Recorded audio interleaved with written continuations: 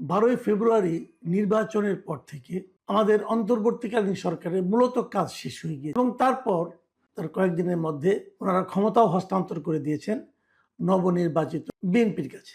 এবং বিএনপি তার এর মধ্যে তাদের মন্ত্রিসভা গঠন করেছে, প্রধানমন্ত্রী হয়েছেন, অন্যান্য মন্ত্রীদের দপ্তর বন্টন হয়েছে এবং তারপরেও প্রায় 2 সপ্তাহ কিন্তু প্রধান উপদেষ্টা, অন্তর্বর্তীকালীন সরকারের প্রধান উপদেষ্টা ডক্টর মোহাম্মদ ইউনূস ওনার যে সরকারি বাসভবন ছিল যমুনা, ওখানে অবস্থান করেছেন এবং গতকালকে সেখান থেকে উনি গুলশানের বাসভবনে চলে গেছেন। যতদিন পেরেছেন থেকেছেন সরকারি বাস। এই যে গেলেন, যাওয়ার পর থেকে ডক্টর মোহাম্মদ ইউনূসের স্ট্যাটাসটা কি দাঁড়াবে? এখন উনি কি? এখন কি উনি সাধারণ মানুষ, যে কোনো সাধারণ মানুষ? না, উনি এখন যে কোনো মানুষ নন। উনি আগে গ্রামীণ ব্যাংকের যখন এমডি ছিলেন, অথবা গ্রামীণের লোক হিসেবে যখন গ্রামীণ ফাউন্ডেশনের লোক ছিলেন, অথবা গ্রামীণ টেলিকমের চেয়ারম্যান অথবা অন্য কিছু ছিলেন, তখন উনি যে মাপের লোক ছিলেন, ওনাকে সরকার যে পরিমাণ নিরাপত্তা দিত, তার সঙ্গে কিন্তু বর্তমানে নিরাপত্তার কোনো তুলনা হয় অনুযায়ী উনি এখন রাষ্ট্রের অতি গুরুত্বপূর্ণ এবং এই গুরুত্বপূর্ণ ব্যক্তি হিসাবে ওনাকে বিবেচনা করা হবে। দায়িত্ব ত্যাগের পরবর্তী এক বছর উনি রাষ্ট্রের অতি গুরুত্বপূর্ণ ব্যক্তি থাকবে। তো আপনারা হয়তো বলবেন থাকবেন, এটা নিয়ে আলোচনার কি আছে? না,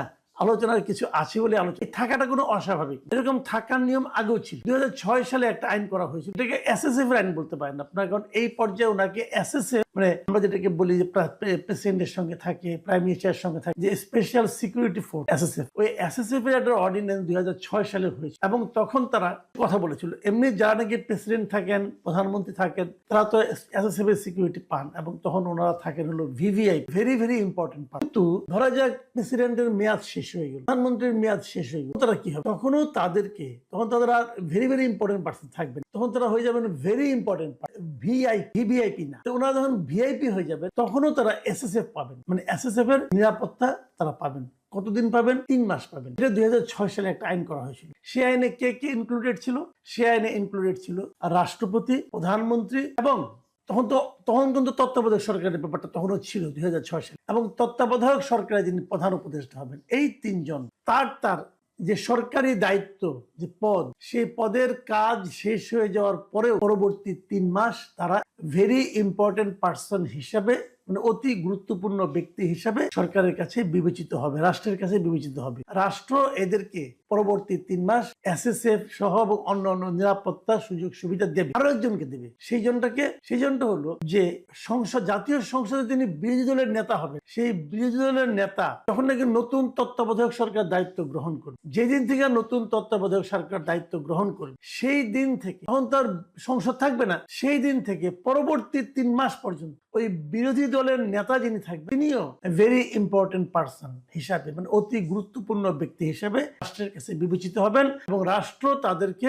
নিরাপত্তা দেবে। এই আইনটা হয়েছিল 2006 সালে, 2006 সালের 29শে অক্টোবর। এখন এই আইনটা হওয়ার পর ছিল এ পর্যন্ত, তারপরে তো মনে করেন আপনার 14তে এসে তত্ত্বাবধায়ক সরকার উঠে গেল, তারপরে এবার অন্তর্বর্তীকালীন সরকার এলো, এসে নিয়ে আমরা একজন অন্তর্বর্তীকালীন সরকারের প্রধান উপদেষ্টা পেলাম। প্রধান উপদেষ্টার কার্যকাল যখন শেষ হয়ে যায়, তাহলে ওনারও কিন্তু ওই একই নিয়মে 3 মাস সেই অতি গুরুত্বপূর্ণ ব্যক্তি হিসেবে নিরাপত্তা পাওয়ার কথা। কিন্তু এক্ষেত্রে তা হলো না। এক্ষেত্রে যে জিনিসটা হলো, আমরা দেখলাম যে এই বছরের, মানে 2026 সালে, মানে নির্বাচনের ঠিক 2 দিন আগে নতুন একটা অধ্যাদেশ হলো, সরকারি বিজ্ঞপ্তি, এবং সেই বিজ্ঞপ্তিতে বলা হলো যে প্রধান উপদেষ্টা যিনি থাকবেন, তিনি পরবর্তী, মানে দায়িত্ব শেষ হওয়ার পরেও 1 বছরের জন্য ভিআইপির মর্যাদা। এই যে নতুন যে প্রজ্ঞাপনটা হয়েছে ফেব্রুয়ারির 10 তারিখে, সেখানে আসলে কি লেখা হয়েছে?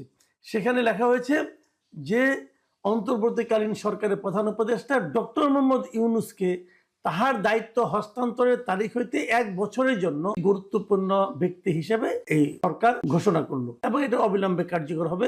রাষ্ট্রপতির আদেশ ক্রমে মোহাম্মদ সাইফুল্লাহ পান্না এটা কে করলো? রাষ্ট্রপতি করলো, দিল রাষ্ট্রপতি। হয়তো প্রশ্ন করবেন যে দিন কয়েক আগে রাষ্ট্রপতি তো মানে খুব দুঃখ করে একটা ইন্টারভিউ বললেন যে তাকে কিভাবে ডক্টর ইউনূস পদে পদে অপমান করেছে, তিনি বলেছেন। তো তার মানে রাষ্ট্রপতির সঙ্গে ডক্টর ইউনূসের সম্পর্ক মোটেই ভালো ছিল না, তারপরেও রাষ্ট্রপতি এই ধরনের একটা আদেশ দিল, তার জন্য এত ভালো কিছু করলো। সেটা আসলে এরকম না কেন আমি বলি, বাংলাদেশের সবকিছুই রাষ্ট্রপতির আদেশ ক্রমে হয়। আমার তো মাঝে মাঝে মনে হয় যদি রাষ্ট্রপতিকে কোনো কারণে সরে যেতে হয়, তখন হয়তো বলা হবে রাষ্ট্রপতির আদেশ ক্রমে ওনাকে সরিয়ে দেওয়া হলো। এটা একটা ফেজ মাত্র, এটা একটা মানে বলা হয়ে থাকে। আসলে হয়তো অনেক কিছু রাষ্ট্রপতি জানেনও না। এই যে রাষ্ট্রপতির ওখান থেকে যে আপনার রাষ্ট্রপতির অভিযোগ করেছে যে ওনার ওখান থেকে যে মিডিয়া এই যে ইটা সেলটা ছিল ওটা সরিয়ে নেওয়া হয়েছে, আদেশে নেওয়া হয়ে থাকে বলা হবে ওখানেও রাষ্ট্রপতির আদেশ। রাষ্ট্রপতি অনেক কিছু জানেন না, কিন্তু ওনার আদেশক্রমে সবকিছু হয়। এবং বাংলাদেশের সংবিধান অনেকটা এরকমই, যে রাষ্ট্রপতি যা কিছু করে মন্ত্রী পরামর্শক্রমে করে।